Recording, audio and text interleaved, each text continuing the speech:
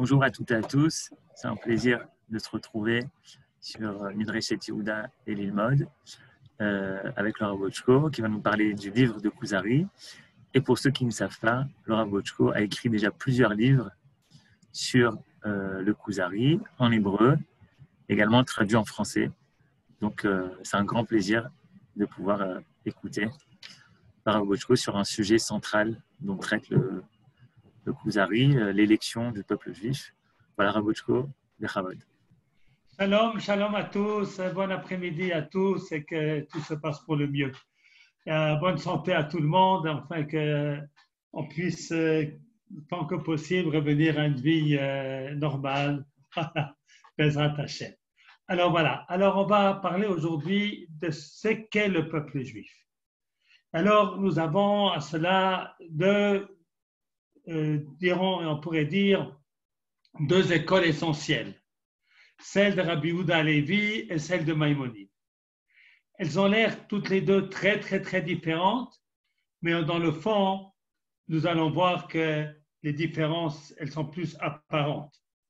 Alors, le peuple juif, nous savons tous, c'est le peuple élu. La Torah nous dit dans la Parshat Yitro, et que vous serez un Mamlechet Kohanim, Begoy Kadosh, le peuple saint, un peuple de prêtres, un royaume de prêtres, Batem tiuli segula mikol ha'amim, et vous serez pour moi un trésor parmi tous les peuples.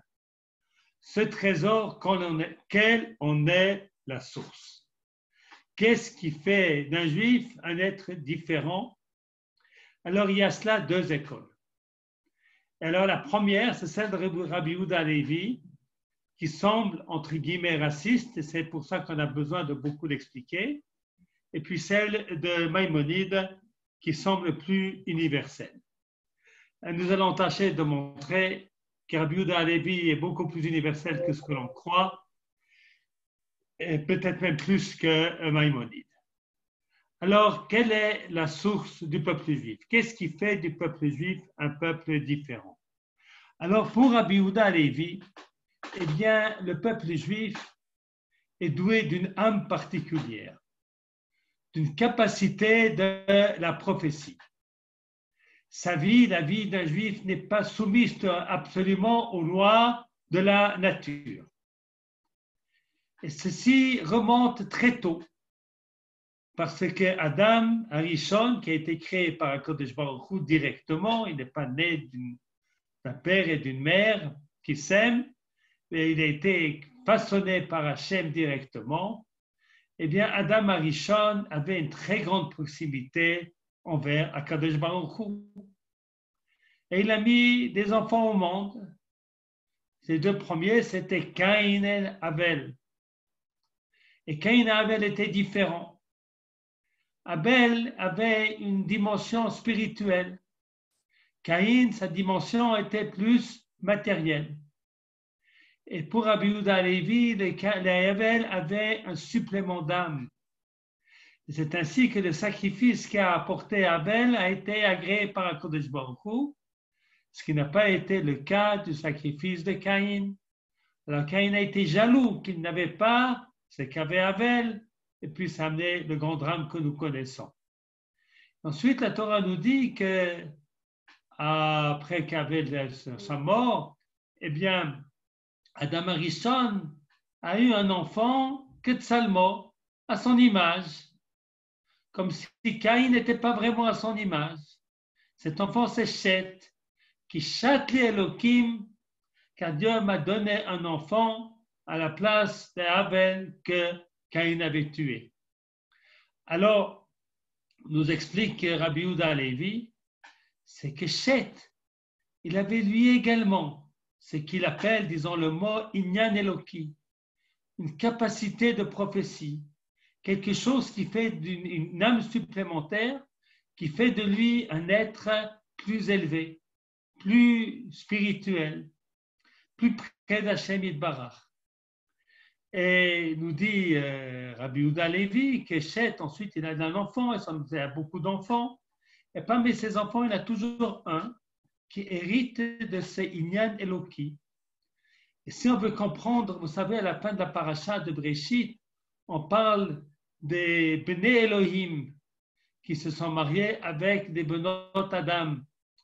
Eh bien, les Bnei Elohim, eh bien, ce sont ces êtres qui avaient une dimension spirituelle particulière. Leur faute a été ce qu'on appellerait aujourd'hui le mariage mixte. Leur faute a été de ne pas prendre en considération cette âme supplémentaire qu'il avait pour vivre comme tout le monde. Et c'est cela qui a amené le Maboul, parce que ceux qui étaient les Juifs en puissance, eh bien, ils ont desservi, ne se sont pas comportés comme il le fallait. Ils ont renoncé au Inyan Eloki qui était le leur. Alors le monde entier a sombré dans le vol, dans le meurtre, dans l'horreur, puisque les êtres qui portaient en eux le message divin, eh bien, n'ont pas fait leur rôle. Alors pour Rabbi Yehuda Halevi, eh bien, il y a un être qui survit à tout cela, c'est Noach. Et Noach, il a 3 enfants, Shem, Ham et Yefet. Shem, le nom. Le nom, ça veut dire l'intériorité. Ça veut dire qu'il a en Shem la dimension divine qui était celle de Noach. Tandis que Ham, il est chaud, il a la dimension plus matérielle. Yefet, il est esthéticien, il est beau. Mais celui qui a en lui la capacité spirituelle, c'est Shem. Et Shem va avoir un fils qui est Ever. Ils vont créer des yeshivot, les yeshivot de Shem et Ever. Et c'est de cette descendance, de cette lignée-là, va naître Avraham Avinu. Donc Avraham Avinu, il est né à l'origine, sans le vouloir. Il a, comme les chrétiens appellent ça la grâce, il a les Inyan Eloki que n'ont pas les autres. C'est Inyan Eloki qui le passe à Isaac, qui le passe à Yaakov, qui le passe à tous ses enfants. Et c'est ainsi qu'il y a un peuple entier qui a Inyan Eloki, ce qui signifie, premièrement, la capacité de prophétie, deuxièmement, une vie supranaturelle. C'est ainsi que Moshe Rabbeinu, il a pu vivre, qui était élu parmi les élus, il a pu vivre sur la montagne 40 jours et 40 nuits sans boire et sans manger. Ce n'est pas naturel, ce n'est pas possible. Et le peuple juif dans son ensemble, si ce n'est pas chaque individu, eh bien, il subsiste à travers les âges grâce à ces Inyan Eloki qui le transcendent et qui lui permet de pouvoir vivre et survivre dans ce qui aurait fait perdre tout autre peuple. Alors voilà comment le peuple juif naît. Pour Rabbi Yehuda Halevi, le peuple juif va recevoir les mitzvot parce qu'il est juif. Parce que tu es juif, tu dois faire les mitzvot. Ce n'est pas que tu fais les mitzvot et c'est pour cela que tu deviens juif. Mais tu es juif, ça c'est appartenir au peuple juif, c'est appartenir au peuple qui a le Inyan Eloki, et c'est ainsi que se développe un peuple qui a une dimension spirituelle exceptionnelle, qui va pouvoir recevoir la Torah au mont Sinaï, entendre la voix d'Akodesh Baruch Hu, être celui qui étudie la parole de Dieu en étudiant la Torah orale qui a été transmise à Moshe Rabbeinu jusqu'à nos jours. Et ça, c'est l'origine du peuple juif. Et c'est ainsi que Rabbi Yehuda Halevi est accusé d'être un raciste, puisqu'il ne voit pas tous les hommes égaux. D'ailleurs, Rabbi Yehuda Halevi, en fait, je n'ai pas dit, disons-le, que ce livre, le livre de Kuzari, eh bien, il est fabriqué, il est construit sur un dialogue entre un non-juif qui veut se convertir et le maître, le chaver, pour nous, ça sera Rabbi Yehuda Halevi, le maître qui lui enseigne. Alors, ce non-juif, eh bien, ça ne lui plaît pas tellement, cette histoire. Il dit, c'est pas juste, on est tous égaux. Alors, Rabbi Yehuda Halevi lui répond, mais la nature tous n'est pas les mêmes. Il y a des plantes, il y a des arbres, il y a des arbres fruitiers, il y a des arbustes, il y a le soleil, il y a la lune, il y a les étoiles, il y a des êtres grands, il y a des êtres petits, il y a des êtres blancs, il y a des êtres noirs. Le monde est fait de différences. Eh bien, il y a un peuple qui a les Inyan Eloki et puis d'autres qui ne l'ont pas. Il n'y a pas à voir à cela une injustice. C'est ainsi que le monde est fait dans la diversité. Si tout le monde était herbe, eh bien, il n'y aurait pas d'intérêt. Ou si tout le monde était éléphant, il n'y aurait pas d'intérêt non plus. Il faut des éléphants, puis il faut des souris, puis il faut des hommes, et puis il faut aussi des juifs qui doivent apporter quelque chose au monde, qui est cette lumière de la Kodesh Baruch Hu. Voici comment Rabbi Yehuda Halevi explique. Il n'y a pas le Inyan Eloki nous oblige, mais il est un donné, il est un acquis. Et à partir de cela, nous devons, bien entendu, faire le bien autour de nous, etc., etc. Ça, c'est comme cela que voit Rabbi Yehuda Halevi l'origine du peuple juif. Eh bien, le Rambam, Maïmonide, voit cela tout à fait différemment. Et on va lire dans son texte comment le Maïmonide lui-même, eh bien, il voit la création du peuple juif. Voilà. Alors, c'est dans Ilchot Avodah Zarah V'Chukotehem. C'est dans le livre de Les lois des idolâtres, le premier chapitre.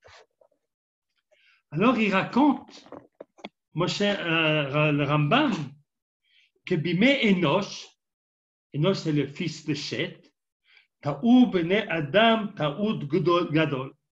Les humains qui avaient une connaissance de Dieu, grâce à Adam, Arishon, eh bien, ils ont fait une très grande erreur.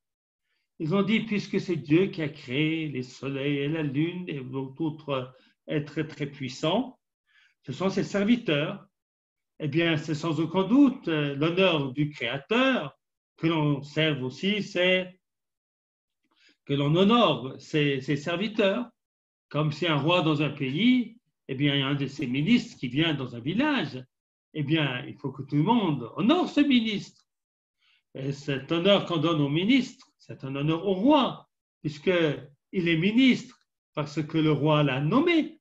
Donc, le roi est à l'origine de tout. Alors, ça, c'était au début. Et puis, finalement, ils ont complètement oublié qu'il y avait un maître au maître, qu'il y avait un roi de tous ces ministres. Et c'est ainsi qu'ils sont tous devenus idolâtres. Et c'est ainsi que le monde allait en perdant de sa valeur, en perdant de sa dignité, en perdant de son niveau moral et spirituel. Okay. Voilà. Alors, il dit même qu'il y a quelques êtres exceptionnels, comme Chanor, Metushelach, Nor, Shem et Ever, qui n'ont pas fait ces erreurs-là. Mais ensuite, le père d'Abraham lui-même, eh bien, Terach est devenu idolâtre lui aussi. Il a mis au monde un fils qui s'appelle Abraham. Et Kivan Shenigmal Eitanze. Et voici que cette personne-là, Abraham, qui s'appelait à ce moment-là Abraham, le nom que son père lui avait donné, eh bien, dès qu'il n'a plus besoin qu'il a été sevré, il s'est mis à réfléchir. Il s'est mis à Beda'ato, grâce à son intelligence, grâce à sa réflexion. Il pensait le jour et la nuit. Et il s'est interrogé, comment se fait-il que le soleil ou la lune ou la terre tournent sans que personne ne les fasse tourner? L'œil et l'homme manique, c'est pas possible, ça se fasse tout seul.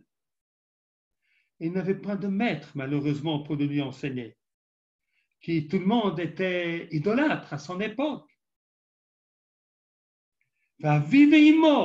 Même son père et sa mère, et tout le peuple étaient des idolâtres. Et alors il allait, il réfléchissait, il pensait. À l'âge de 40 ans, 37 ans, il a réfléchi. il a atteint la vérité. Vehevin kavat tzedek mitfunato hanochona. Il a découvert la vérité grâce à son intelligence. Veyada sheisham Eloha echad umanhig agalgal vubara el. Il a compris, de sa propre intelligence, il a compris que la nature tout entière ne peut pas exister s'il n'a pas un créateur. Vubara akol, c'est lui qui a tout créé. Ve'en b'chol hanimtza Eloha chus mimenu, il n'y a aucune force à part lui. Veyada shekol haolam toim. Il a su que tout le monde se trompait. Seul avec sa vérité, sans peur. Alors il a compris que qu'est-ce qui les a amenés à s'égarer? C'est parce qu'ils ont pris les serviteurs pour Dieu lui-même. Voilà. Alors, dès qu'il a compris, eh bien, il a fait un travail de missionnaire. Il prit la Shib Tsuvot à venir Ur Kasdim. Il a fait des débats à Ur Kasdim. Il a dit, votre chemin n'est pas le bon chemin. Il a même brisé les idoles. Et il a enseigné à tous qu'il n'y a de sens de servir que le Créateur du monde. Et qu'il faut briser les idoles. Ça ne fait qu'amener les hommes à s'égarer du chemin droit. Alors le maître, le roi, a voulu même le tuer parce qu'il allait contre les vérités reconnues. Eh bien, lui, il s'est levé avec une force et une puissance dans le monde entier, à leur faire savoir qu'il y a un Dieu un et que c'est lui seul qu'il faut servir. Alors, il a rassemblé beaucoup de gens autour de lui. Et ça, c'est la maison d'Abraham. Parce que lorsque Dieu dira à Abraham de quitter, il y a sa maison qui va avec lui, qui sont tous les hommes qu'il a convertis. Alors, il leur enseigne à tous le grand principe, et puis il l'a enseigné à beaucoup de gens, il a écrit des livres, et il l'a fait savoir à Yitzhak, son fils. Et Yitzhak a continué le chemin de son père, et il a continué à enseigner et à avertir qu'il faut suivre Dieu et pas les idoles. Et Yitzhak l'a fait, la même chose avec Jacob, son fils. Il l'a nommé comme Rav, comme maître, et ce qu'il a fait avec beaucoup de succès. Ensuite, Jacob Avinu l'a enseigné à ses enfants. Et puis, il a fait de Lévi le Rosh Shiva, ou Meneu Rosh, au Shiva Bishiva le Lameder Hashem, l'Ishmor Mitzvot Abraham. Une Shiva qui enseigne le chemin de Dieu pour respecter les commandements d'Abraham. Le Tziva et Banav, il a ordonné à ses enfants qu'il faut toujours qu'il y ait un descendant des Lévites qui enseigne la Torah. Et voilà, et ainsi s'est créé dans le monde un peuple, c'est le peuple juif, une grande famille qui croyait en Dieu. Et malheureusement, on est descendu en Égypte. En Égypte, on a perdu 7 fois, sauf la tribu de Lévi. On a presque tout perdu, et tout perdu. Parce que Dieu nous aime, parce qu'il a gardé pour respecter la promesse qu'il a faite de notre Père. Il a fait de Moshe Rabbeinu le maître de tous les prophètes et l'a envoyé.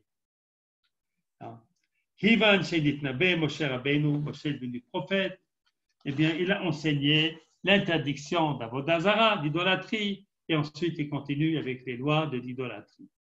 Alors c'est très clair pour Rambam. Eh bien, l'origine du peuple juif, c'est Abraham qui a trouvé Hachem. Ensuite, Abraham, il va enseigner la Torah à son fils Yitzhak, qu'il enseigne à Yaakov, qu'il enseigne à tous ses enfants, jusqu'à ce que nous sortons d'Égypte et que nous recevons la Torah. Eh bien, qu'est-ce qui nous fait juifs? C'est cette Torah que nous avons reçue. Ce ne sont pas des gènes, ce ne sont pas une âme particulière. On est comme tous les êtres humains. D'ailleurs, chacun qui veut peut facilement se convertir. Il suffit qu'il accepte la Torah, qui est notre identité. l'identité du peuple juif, c'est sa Torah. Pour Rambam, je suis juif parce que nous avons accepté la Torah, parce que nous avons reçu la Torah. Et nous avons reçu la Torah car Abraham avait du mérite. Ce n'est pas la grâce, ce n'est pas un hasard, c'est qu'il était un grand homme et qu'il a fait ce qu'il devait faire, qu'il a enseigné à son fils, qu'il va enseigner à son fils plus tard encore. Et c'est ainsi que le peuple juif naît. Eh bien, une fois que nous avons accepté la Torah au Mont Sinaï, eh bien, nous n'avons plus le choix de devenir non-juifs. C'est notre destin de continuer cette Torah qui nous a été enseignée par Moshe Rabbeinu.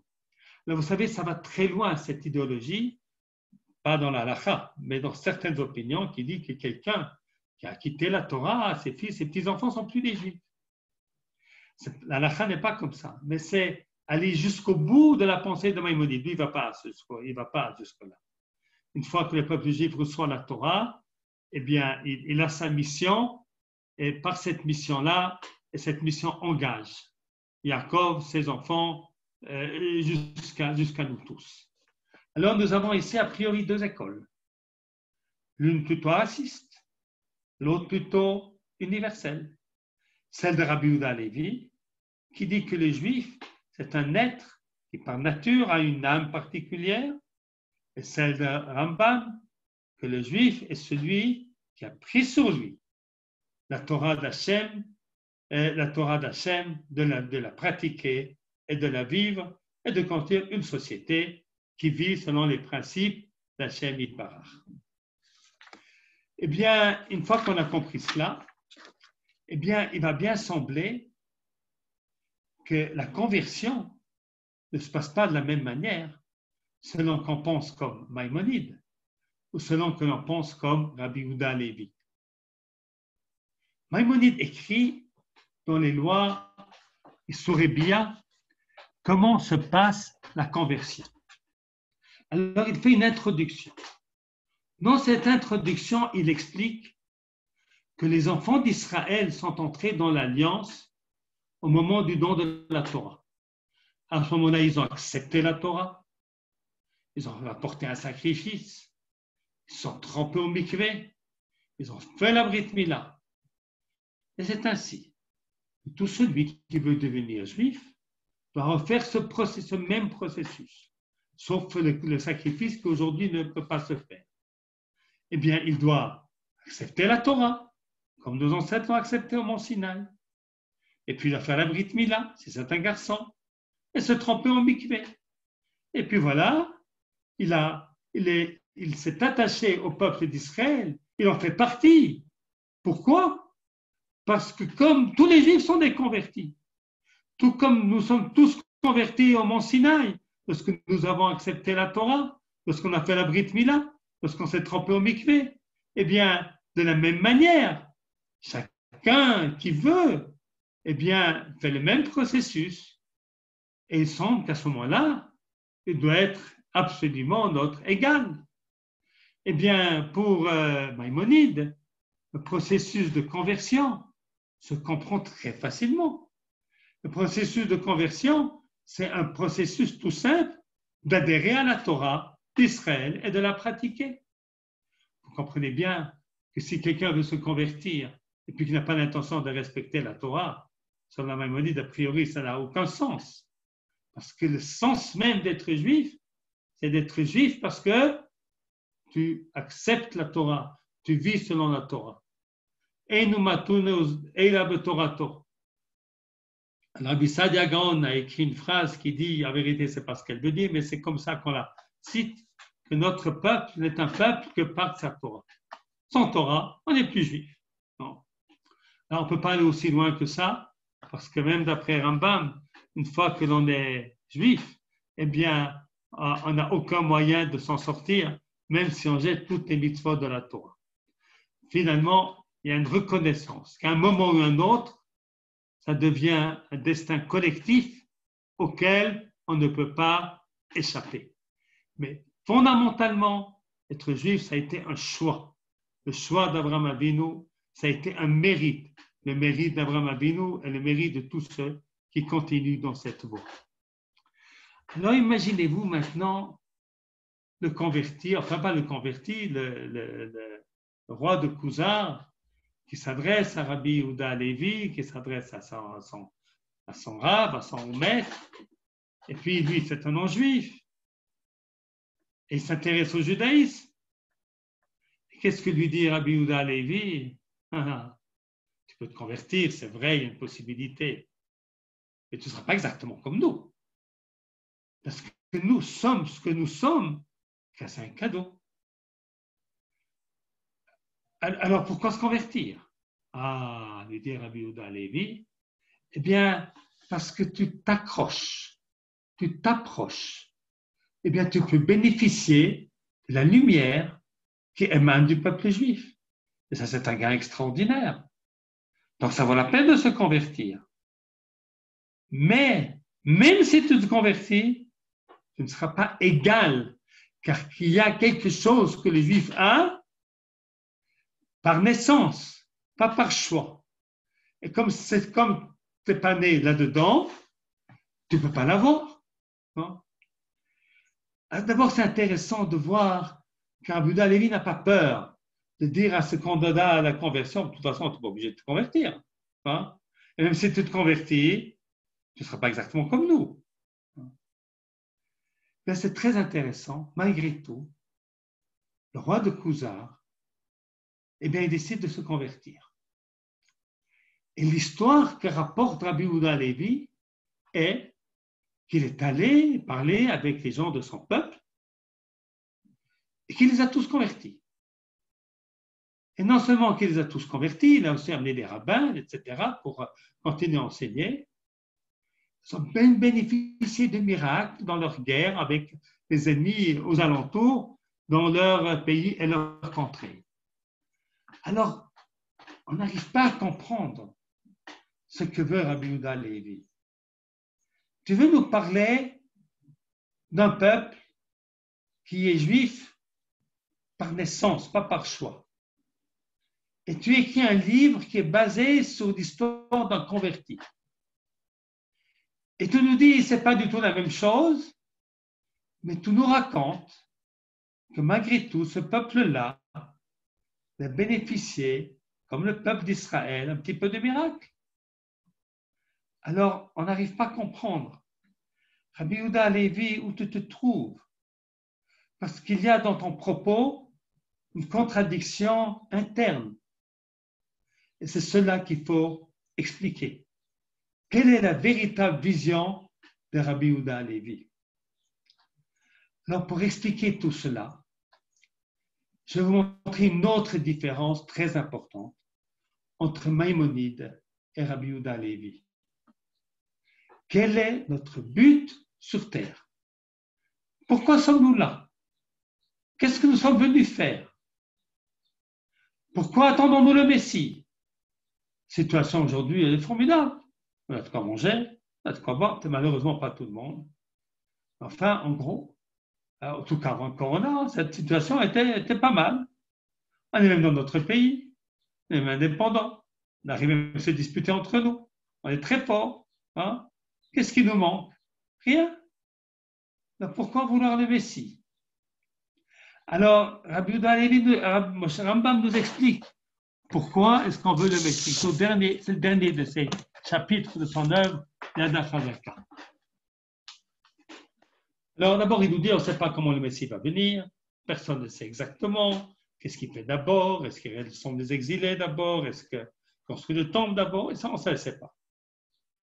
Mais je vais quand même vous expliquer quel est le but du Mashiach, ce roi Messie que nous attendons. Lo nitavu hachachamim v'aneviim yemot hamashiach, lo kedei sheyishletu al kol ha'olam. Nos sages et nos prophètes n'ont pas souhaité la venue du Messie pour dominer le monde. Lo kedei sheyardu ba'akum. Et pas pour qu'il soit, comme on appelle aujourd'hui, des colonisateurs qui dominent le monde, qui frappent les non-juifs. Le but non plus, c'est pas que les goïms nous disent ah, le peuple juif, un peuple grand, fier, dominateur, sûr de lui, grande intelligence. Pas non plus pour manger, pour boire, pour se réjouir. Et là, voilà le but.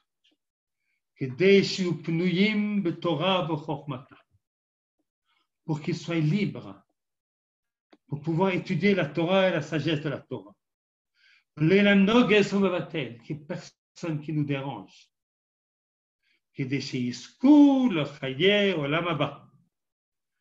Pour pouvoir mériter du monde à venir. C'est-à-dire, nous sommes ici dans ce monde-ci pour travailler spirituellement, étudier la Torah, faire des mitzvot qui va nous permettre d'arriver au Olam Haba, au monde à venir. Et ça, c'est le but de chacun d'entre nous. D'ailleurs, il y a, comment est-ce qu'il s'appelle? Ramchal, dans son livre Messiat Yesharim, fait quoi à cela? Dans le premier chapitre, il dit chacun doit réfléchir quel est notre but dans ce monde, et il nous explique le but, c'est de faire les mitzvot pour qu'on puisse arriver au Olam Haba.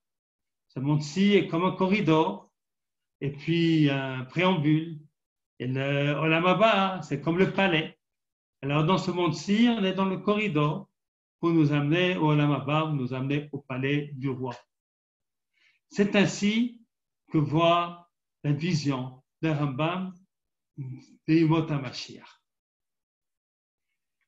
Eh bien, si nous allons étudier Rabbi Yehuda Halevi en beaucoup de sujets, nous allons voir que pour lui, le judaïsme n'est pas du tout, a priori, enfin, il voit les choses très différemment du Rambam. La vision du Rambam est une vision individuelle.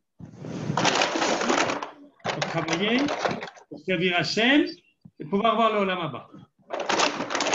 Yehuda Halevi nous dit quelqu'un qui fait une prière individuelle, pas grand-chose. Il n'a pas beaucoup de chance qu'on l'écoute. La seule prière qui est valable, c'est la prière pour la collectivité. C'est-à-dire que Rabbi Yehuda Halevi ne voit pas le judaïsme comme une religion d'un individu, mais l'essentiel, c'est le peuple. Israël, ce n'est pas un peuple où il y a beaucoup de gens qui vont faire la Torah. Israël, c'est un peuple qui va faire la Torah. Et pourquoi faire la Torah?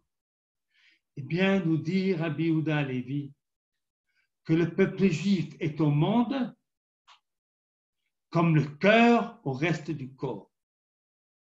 Et ailleurs, il y a une profonde symbiose entre ces deux parties. Et si le peuple juif fait du mal, ça arrive des malheurs même aux nations. Lorsque le monde va mal, le peuple juif va mal aussi. Le peuple juif s'élève, il élève le monde tout entier. La vision de Rabbi Yehuda Halevi est une vision d'Alinu de Shabbat. Nous disons tous les jours à la fin de la prière. Nous espérons la venue du Mashiach pour que le monde entier respecte Hachem, pour que le monde entier vive dans le bien. C'est-à-dire, notre but dans ce monde, pour Rabbi Yehuda Halevi, ce n'est pas le monde à venir, c'est ce monde-là. C'est faire du bien dans ce monde. C'est se soucier de l'Assemblée d'Israël tout entière, et non seulement l'Assemblée d'Israël tout entière, de se soucier du monde tout entier. C'est-à-dire, la vision finale de Rabbi Yehuda Halevi est une vision absolument universelle. Et dans ce cadre-là, on va peut-être bien comprendre ce que la Torah nous dit lorsqu'elle nous dit qu'il ne faut pas faire du mal à l'étranger parce que toi-même, tu as été étranger en pays d'Égypte. Alors nos sages expliquent que l'étranger, c'est le converti. Dans cet homme. Le pshat du verset, c'est que l'étranger, c'est l'étranger. Puisque le verset dit, souviens-toi que toi, tu étais étranger en Égypte. Alors en Égypte, on était étranger. On ne s'est pas converti à l'égyptianisme. Alors pourquoi nos sages nous disent que le converti de ce verset, que l'étranger de ce verset, c'est le converti? Avec Rabbi Yehuda Halevi, on va tout comprendre. Parce qu'en fait, on a une responsabilité envers le monde entier. Nous avons le devoir d'amener le monde vers le bien. D'amener un monde où il y a la justice qui règne. D'amener un monde où il y a le souci du pauvre.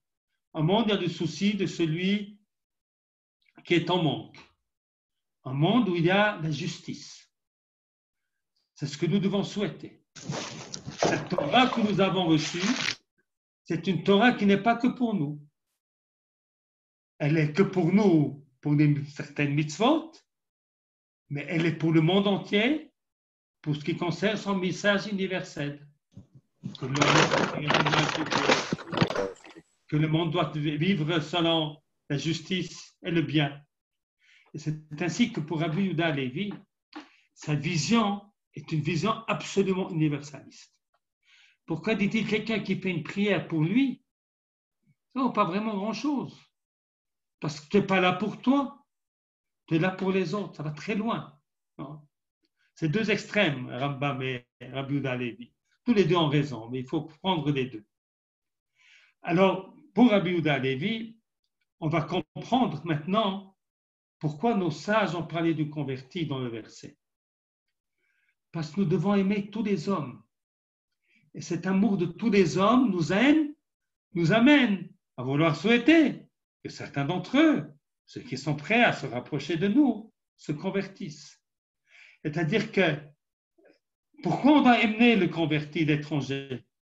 On doit l'aimer parce que tous les hommes sont créés à l'image de Dieu. Tous les hommes ont une dimension spirituelle, pas la même que la nôtre.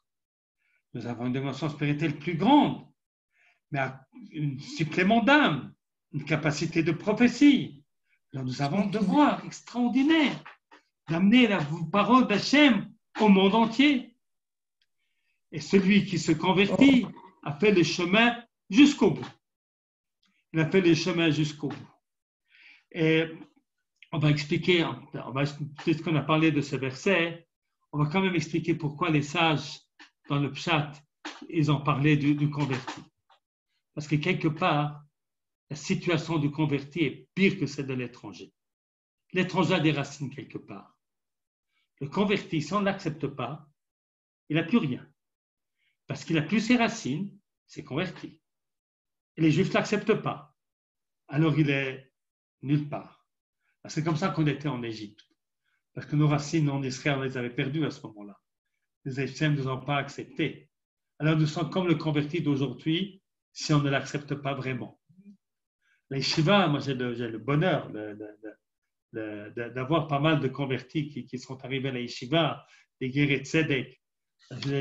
Il y a quelqu'un qui a visité la yeshiva hier, représentant des yeshivot Esder, il a fait entrer dans la classe des convertis, il a demandé à quelqu'un, eh bien, pourquoi tu as voulu devenir juif? Eh bien, il a dit, parce que je veux faire Torah et mitzvot. Il a demandé à un autre, alors, mais il peut faire ça en Amérique du Sud. Pas besoin de venir en Israël pour ça. Il dit non, il n'y a qu'en Israël qu'on peut vraiment faire Torah et mitzvot comme il faut. Et dire cet idéal d'aimer tous les hommes, et parce qu'on aime tous les hommes, eh bien, que quelqu'un devienne juif, c'est un privilège. C'est notre manière d'aimer. Eh bien, ça explique d'ailleurs la conduite des Hillel avec des gens qui sont venus se convertir. Il les a pas rejetés, il les a rapprochés. Pour qu'ils acceptent la Torah vraiment et qu'ils puissent la vivre pleinement.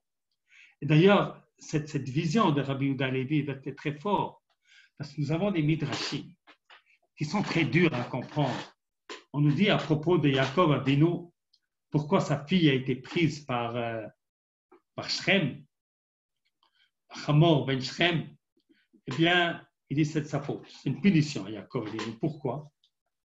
Parce qu'il a caché sa fille Dina des yeux d'Esav. Or, si Esav s'était marié avec Dina, il aurait fait tchouva. Donc, il a empêché Esav de faire tchouva. Ah, dites-moi, quel père veut marier sa fille à Esav? Pourquoi demander ça à Yaakov? Impossible. C'est pas censé. Alors, d'où vient ce reproche?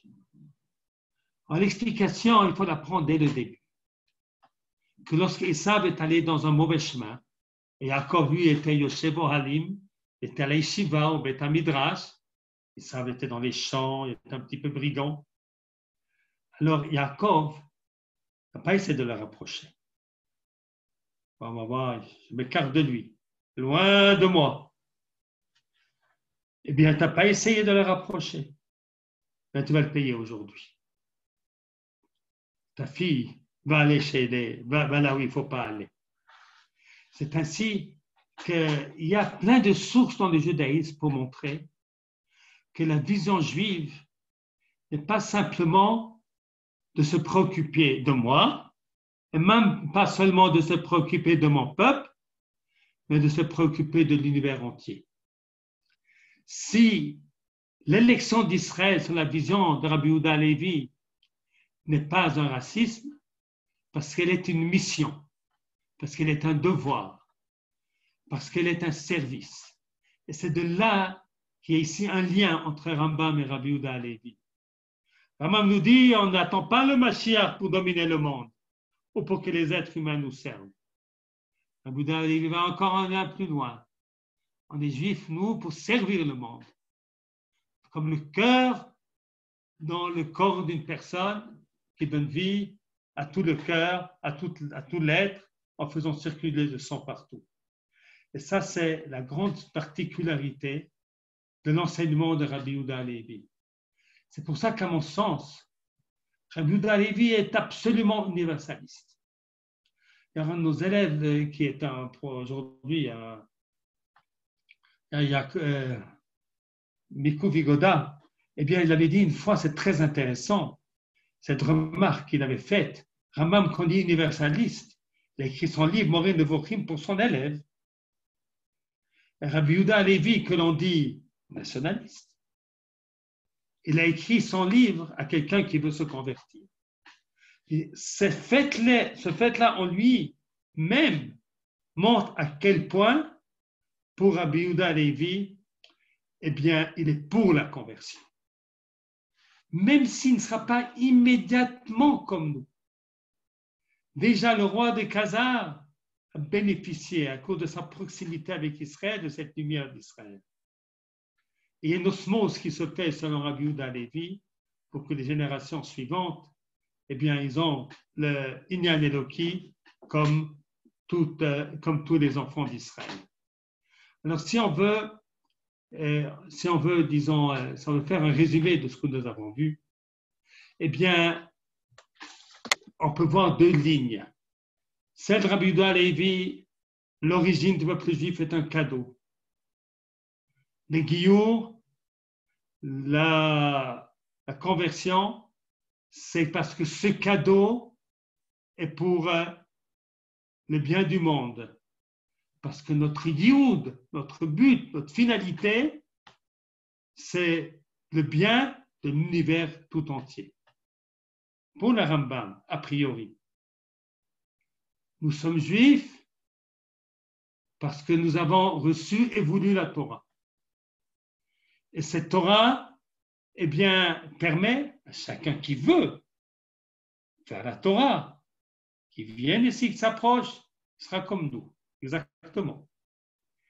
Et il aura la possibilité de bénéficier, comme chaque juif, de pouvoir aller dans le monde à venir, parce que grâce à la Torah qu'il étudie, grâce aux mitzvot qu'il accomplit, eh bien, dans ce vestibule, dans ce corridor, il va mériter le Olam Haba, de mériter le monde à venir. Donc, lorsqu'on voit que notre but, c'est le monde à venir, eh bien, le travail essentiel, le travail de l'individu, lorsqu'on voit que le but et la finalité, c'est le bien du monde, eh bien notre but, notre finalité, ce n'est pas nous, mais c'est notre peuple. Seule prière valable est la prière de Minyan, vraiment valable. Et puis, finalement, que cette lumière de la Torah, elle éclaire le monde entier. Bien entendu, Rabbi Yehuda Halevi et Rabbi Moshe ben Maimon, eh bien, ne sont pas contradictoires, bien que nous avons expliqué comme si c'était deux mondes et deux univers. Ce sont deux étages qu'il y a dans le judaïsme. Il y a l'étage que le Rambam représente, le travail sur nous, notre prière à nous, notre progression à nous. Et puis nous avons un étage supplémentaire, qui est l'étage de Rabbi Yehuda Halevi. Il ne faut pas voir ces deux mondes comme antagonisme, mais ils sont comme complémentaires. Chacun a un étage. D'ailleurs, il y a des sources que le Rambam, lorsqu'il a écrit ici, ce n'était pas le fond de sa pensée. Parce que ces deux visions vont créer a priori une différence d'approche envers Eretz Israël. Eretz Israël, pour Rabbi Yehuda Halevi, c'est essentiel. C'est là que se trouve la Shekhinah, la présence divine. Pour la Rambam, c'est très important, parce que c'est là que nous pouvons vivre indépendants, étudier la Torah sans qu'on nous dérange. Ce n'est pas tout à fait la même chose. Tous les deux, c'est important d'être en Eretz Israël, mais ce n'est pas tout à fait la même chose. Mais ça découle de ces deux visions. Maintenant, Rambam, dans les lois de la Néoménie, et puis dans le livre des mitzvot, il nous dit, sachez qu'on ne peut faire les fêtes en Chutz La'aretz que s'il y a des Juifs en Israël. Parce que tout dépend du calendrier fixé par les maîtres d'Israël. Quels maîtres? Ceux qui sont en Eretz Israël. Et aujourd'hui, on a fait un calendrier, et ce calendrier n'a de valeur que s'il y a des Juifs en Israël. Et nous dit le Rambam, si, à Dieu ne plaise, et ça n'arrivera jamais, il n'y aurait plus de Juifs en Israël, on ne ferait plus les fêtes en Chutz La'aretz. Il y a ici une compréhension de la réalité que Eretz Israël est la maison d'Hashem Yitbarach. Et dans Moreh Nevuchim, il parle de la Shekhinah qui se trouve en Eretz Israël. Et puis dans le livre Bet Aprira du Bet Hamikdash, il nous explique qu'à Yerushalayim, au Bet Hamikdash, la Shekhinah n'a jamais quitté. C'est-à-dire que également pour Rambam, il y a une dimension supplémentaire à celle qu'il a écrite dans ses livres de loi. Et c'est ainsi qu'il ne faut pas voir les deux visions comme je dois choisir l'une ou l'autre. Elles sont toutes les deux vraies. Il est vrai de se convertir, c'est recevoir la Torah. Mais il est vrai aussi que parce que je suis juif, je dois faire la Torah. C'est-à-dire que chacun, Rabbi Yehuda Halevi et Moshe ben Maimon, nous ont chacun dévoilé un des aspects de notre Torah une, mais qui a beaucoup, beaucoup de couleurs. Et voilà pour ce petit cours. Et je souhaite à tous, si quelqu'un a une question, avec plaisir.